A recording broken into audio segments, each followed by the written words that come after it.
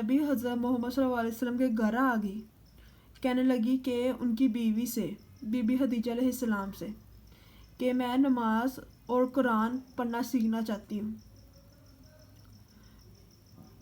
ہمارے پیارے نبی حضرت محمد صلی اللہ علیہ وسلم نے کہا اپنی بیوی سے کہ تم انہیں سکھاؤ۔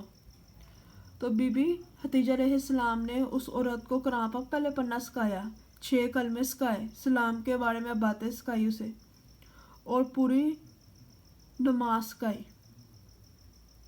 جب عورت نماز پڑھنا شروع کر دیا تو اللہ سے دعا مانگتی تھی کہ جو بھی میں نے غلطیاں کی ہیں ہمارے پیارے نبی حضرت محمد صلی اللہ علیہ وسلم سے مجھے معاف کر دیں۔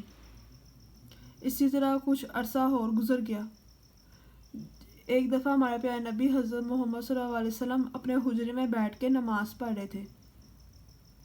انہوں نے اللہ سے دعا کی کہ لوگ مجھے الٹی سیدھی باتیں کرتے ہیں تو آپ ان لوگوں کو نیکی کی ہدایت دیں۔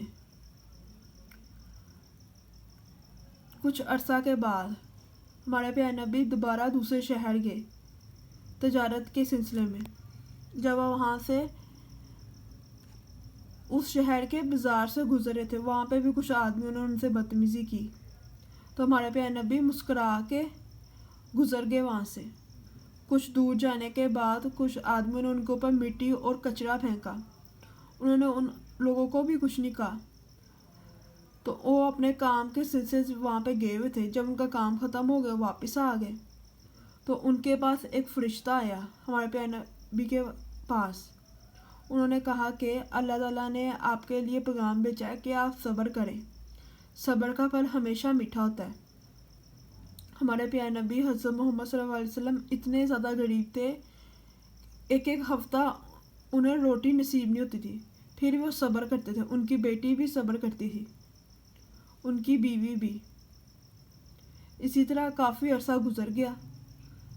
جب ہماری بی بی فاطمہ علیہ السلام جوان ہو گئی، ہمارے پیارے نبی حضرت محمد صلی اللہ علیہ وسلم کو اپنی بیٹی کی شادی کی فکر ہونے لگی، تو کچھ نوجوان لڑکوں کا انہیں رشتہ آیا، انہوں نے منع کر دیا۔ انہوں نے کہا کہ ابھی میں شادی نہیں کرنا چاہتا۔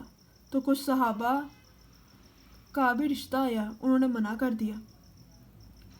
تو وہاں پہ کچھ نیک لوگ تھے، انہوں نے ہمارے پیارے نبی حضرت محمد صلی اللہ علیہ وسلم سے بات کی، انہوں نے پورا واقعہ بیان کیا کہ میں حضرت صلی اللہ علیہ وسلم نے کہا کہ